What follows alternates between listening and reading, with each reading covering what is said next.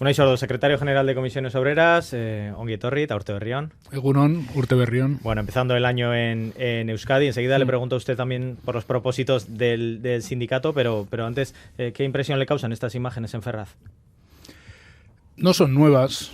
Desde un tiempo a esta parte yo creo que ha habido, sobre todo en Madrid, yo no hablaría del conjunto del país, pero sobre todo en Madrid, expresiones de intolerancia política, incluso de violencia política metafórica, muy inquietantes, ¿no? Que yo creo que tienen que ver, como aquí se estaba diciendo, con una determinada contextualización que se ha dado en los últimos años, este discurso que en la anterior legislatura ya se instaló poco menos que de gobierno ilegítimo, y esto ha provocado una reacción bastante visceral en una parte de la derecha sociológica española, y luego además tiene otra derivada que es internacional, porque este tipo de movimientos reaccionarios, neofascistas, como lo queramos llamar, tampoco son exclusivos de España, ¿no? Es decir, hay una especie de internacional reaccionaria que, por decirlo de alguna manera, ha salido del armario y es capaz de sacar en la calle mensajes que no hace tanto tiempo pues parecían impensables en sociedades modernas, en sociedades contemporáneas, ¿no?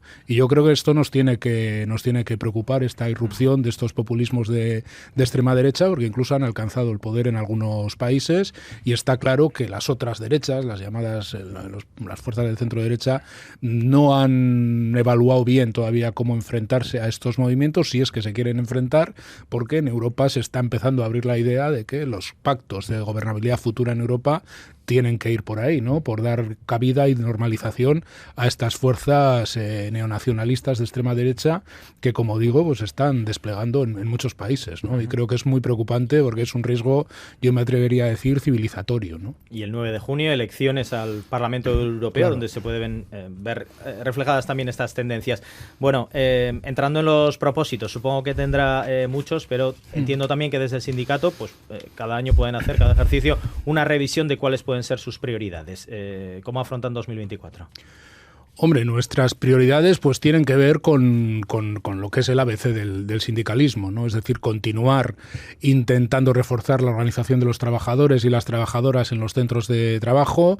España necesita continuar por la senda de recuperación de los salarios después de 2 años muy duros por efectos de la inflación, y luego creo que el país, como todos los países europeos, y me atrevería a decir en el ámbito mundial en este momento, pues se enfrentan al gran reto de la transformación de sus economías y de sus modelos sociales, ¿no? Todo esto que se habla tanto de la transición energética, la transición ecológica, la transición digital, cómo hacer compatible todos estos cambios con reforzar un modelo social de prestación de servicios públicos, de refuerzo de los servicios públicos, de despliegue de un contrato social para el siglo XXI, las estrategias de cuidados que son tan importantes. Pues bueno, yo creo que situar esto en la agenda política, en la agenda institucional, y hacerlo desde los espacios de diálogo y de concertación social, pues es un objetivo de Comisiones Obreras, junto con lo más cotidiano, lo más prosaico, que, como digo, pues es extender el sindicato en los centros de trabajo, pelear por mejores salarios y por mejores condiciones de trabajo.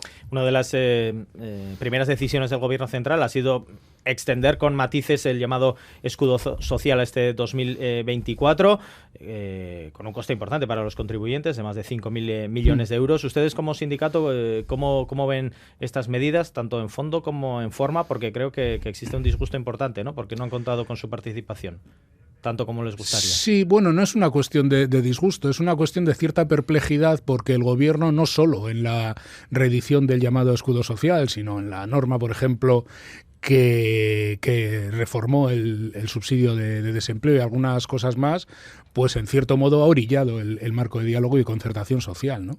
Lo cual es sorprendente teniendo en cuenta los resultados que en los últimos 4 años ha dado ese marco de diálogo social, que creo que es lo más positivo que ha tenido España y que sinceramente está en la génesis de por qué la economía española está mejor que otras economías europeas en este momento, ¿no?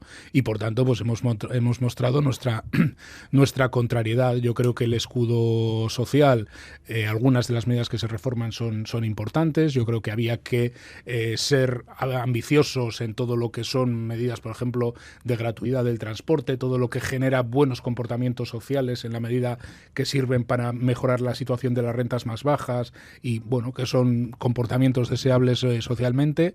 Teníamos muchas dudas con los efectos reales de las bajadas de impuestos y en concreto de la bajada del IVA. Nosotros una de las cosas que echamos en falta es que se evalúen bien las políticas públicas, ¿no? Yo decía el otro día que a veces se hacen un poco al tuntún. Explíquese, ¿por qué decía lo del tuntún? Sí, porque se toman medidas, se baja, por ejemplo, el IVA y luego no hay o no se explica a la sociedad, o desde luego no se explica a los agentes sociales, cuáles son los efectos reales de haber bajado el IVA. Haber bajado el IVA ha contribuido a rebajar los precios, ha contribuido a incrementar los márgenes empresariales, cuarto y mitad de estas cosas. Yo creo que hace falta evaluar mucho más, con mucha más precisión, los efectos de las medidas que se toman, porque en su día, pues cuando se bajaron, por ejemplo, los impuestos a los carburantes, pues es verdad que era un momento en que seguramente esto era necesario, pero esto favorece más a las rentas medias altas, por decir algo, y un consumo a veces no muy eficaz de los carburantes, ¿no? Y de los coches y de las gasolinas y de los gasóleos. Entonces, claro, hay que evaluar bien las medidas, en mi opinión, y nosotros echamos bastante en falta que se dé una perspectiva, pues eso, oye, de qué resultados dan las cosas. Pero en todo caso, yo creo que hay que mejorar la protección de las familias vulnerables. Yo creo que ahí había margen de mejora y no se ha hecho todo lo suficiente. Se han contenido los precios, pero los precios siguen siendo de los alimentos básicos, de los productos básicos muy severos para las familias con rentas bajas, y creo que había margen de mejora también de ese escudo social. En todo caso, como digo, en la forma nosotros echamos mucho en falta un espacio de diálogo mucho más armado con los agentes sociales y sinceramente no acabamos de entender exactamente por qué el gobierno está tirando por esta unilateralidad, ¿no? El diálogo social, por lo tanto, no está en su mejor momento. Bueno, es que no ha hecho más que empezar la legislatura, pero es preocupante la orientación que le está dando el gobierno. ¿Puede deberse esto, por ejemplo, a la aritmética del Congreso, sí, en el que pactar con los partidos políticos se ha convertido en esa primera valla y han orillado un poco el diálogo con ustedes? Claro, pero es que son medidas que tienen que ser compatibles. Y es que el diálogo social no va en detrimento del diálogo político. El gobierno, para sacar adelante las cosas, va a tener que pactar con un montón de partidos. También ocurrió esto en la anterior legislatura, ¿no? Yo creo que hay que hacer compatibles los dos espacios. Pero muchas de las medidas que va a tener que tomar el gobierno en esta legislatura, si quiere que la legislatura tenga un carácter social, son medidas que luego se van a tener que implantar en los centros de trabajo, en las empresas, que van a condicionar las relaciones laborales. Es decir, esto se pretende hacer sin los agentes sociales. ¿De verdad España está en disposición de abordar todos los retos de la transformación energética, ecológica y digital solo haciendo leyes? Que además la mitad se van a quedar empantanadas porque siempre va a haber alguien que se salga me refiero del perímetro de la gobernabilidad, que se salga de las leyes. Yo creo que el gobierno necesita que esta sea una legislatura social, pero no solo porque haya leyes sociales, sino porque se desplieguen recursos económicos públicos y privados que generen más empleo, que generen mejor empleo, que modernicen la economía, que actualicen nuestro modelo social, ¿no? Y esto creo que no se puede hacer, sinceramente, sin la sociedad organizada, sin la vertebración de la sociedad, que al final los agentes sociales, al menos los sindicatos, somos en gran parte eso, ¿no? ¿Y se puede hacer sin la patronal? Bueno, yo creo que, lógicamente, cuando hablamos de relaciones económicas y relaciones laborales, hay que contar con la patronal. No hay diálogo social, no hay negociación colectiva si no están en una parte de esa mesa los empresarios y las empresarias. Otra cosa es que nadie puede tener derecho de veto en las mesas de negociación, que a veces se confunden las dos cosas, ¿no? Las medidas que se tomen ojalá sean productos de acuerdos, pero si no hay acuerdos, las medidas hay que tomarlas igual. Yo lo que creo que no se puede renunciar es al proceso de negociación y de diálogo social. Empobrece las políticas públicas, empobrece la eficacia de las medidas. No se puede legislar contra quien luego tiene que tomar esas medidas en las empresas, en los centros de trabajo, pero no se puede dar derecho de veto a nadie y tampoco, evidentemente, a la patronal. Fijémonos en una de esas decisiones que se tiene que tomar, que es el relativo al salario mínimo interprofesional. ¿En qué punto se encuentran las negociaciones? ¿Se puede subir a corto plazo o cómo está la situación? Sí, yo creo que lo razonable sería que antes de que acabe enero esto esté resuelto, porque hay que hacer las nóminas de enero, básicamente, ¿no? Las posiciones están igual que estaban hace 10-15 días, es decir, hay una primera propuesta que lanza sorpresivamente COE de una subida del 3%, que para nosotros es muy insuficiente, pero es verdad que es una posición de partida inédita en la patronal, que siempre se había negado, bueno, siempre no, pero muchas veces se había negado bajo el discurso apocalíptico de que subir el SMI tiene una consecuencia, que destruye empleo, ¿no? Bueno, yo creo que esto, como ya se ha demostrado que no es así, pues COE dio ese paso, ¿no? En nuestra opinión se queda muy corta la propuesta. Yo creo que España tiene que tener un salario mínimo interprofesional que al menos sea el 60% de la media salarial. Y teniendo en cuenta que los salarios medios en España están subiendo bastante más del 4%, entre el 4 y el 5%, nosotros pensamos que ahí es donde se tiene que situar la subida del SMI para este año 2024, ¿no? Si hay posibilidades de avanzar en una negociación, porque COE mueve su posición, estamos dispuestos a hacerlo.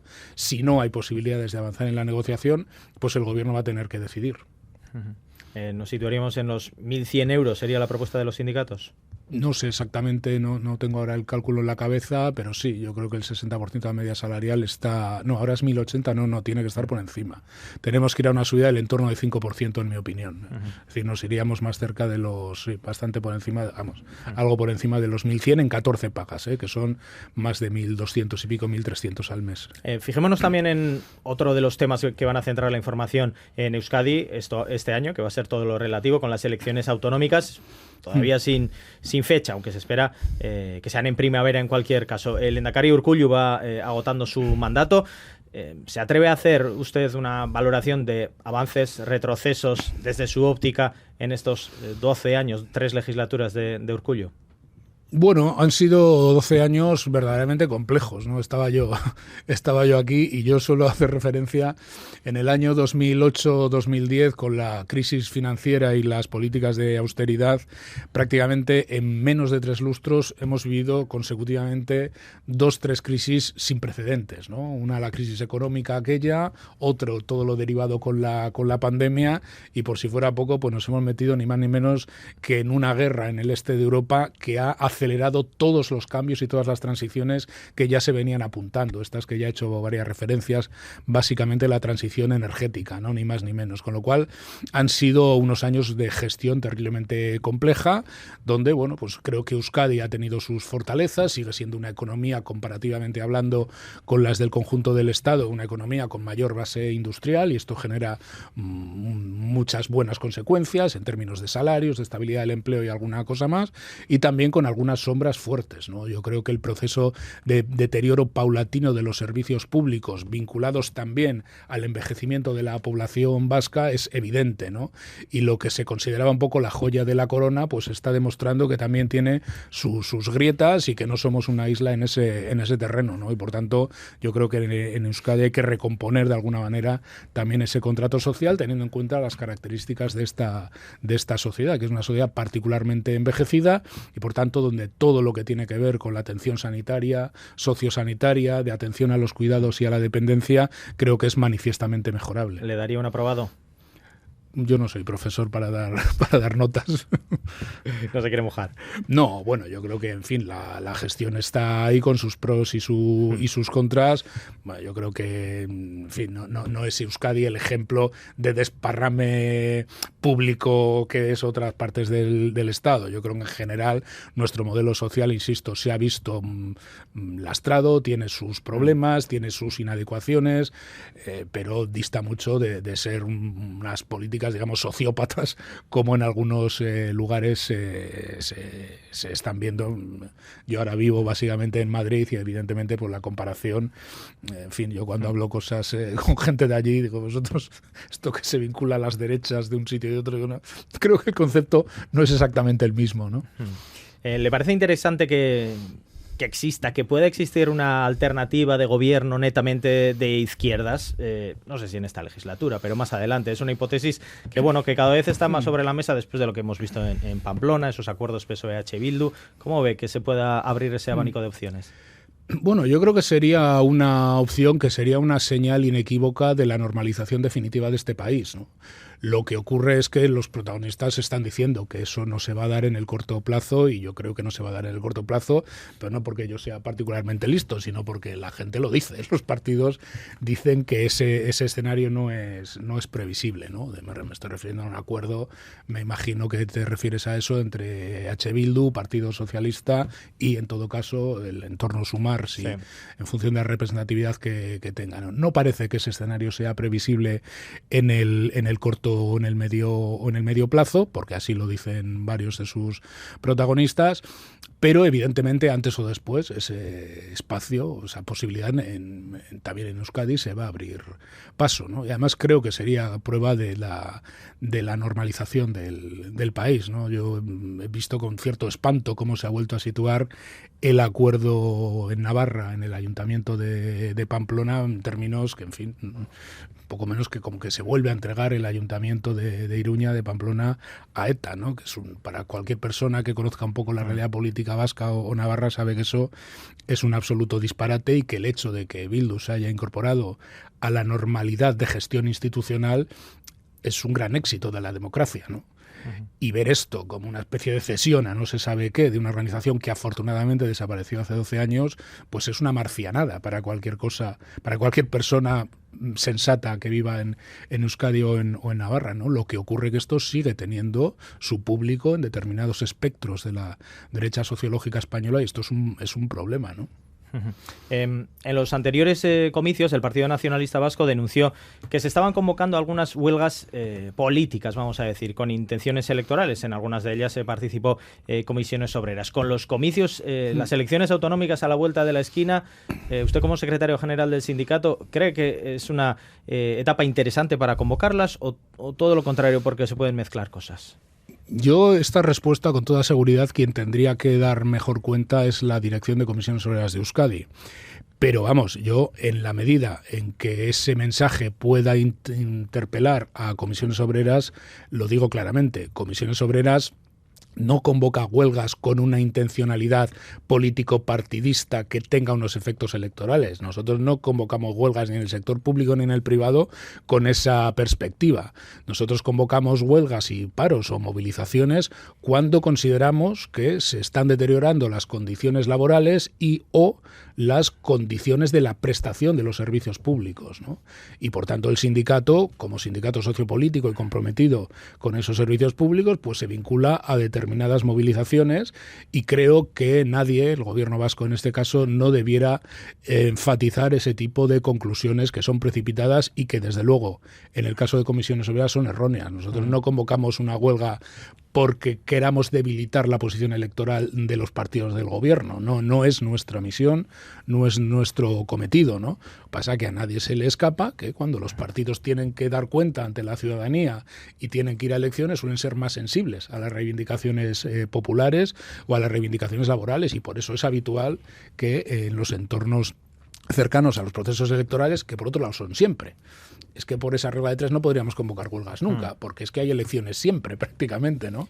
Pero no es la intención del sindicato irrumpir, digamos, en la disputa partidista, ¿no? O partidaria. Muy brevemente, con los sindicatos pero particularmente con ELA, ¿hay posibilidad de ir alineando sus estrategias? Porque hemos visto choques importantes también entre las direcciones, pero también particularmente en lugares como Michelin, que son factorías importantes y donde se está proyectando pues un choque importante entre las centrales.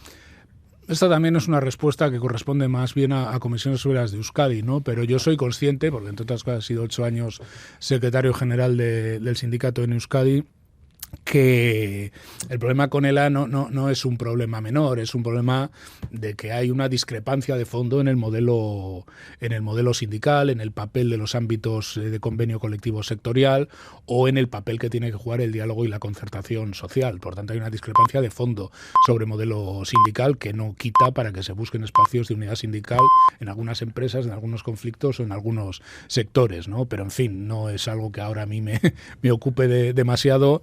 y es el sindicato de Euskadi el que tiene que dar más bien cuenta de esto, ¿no?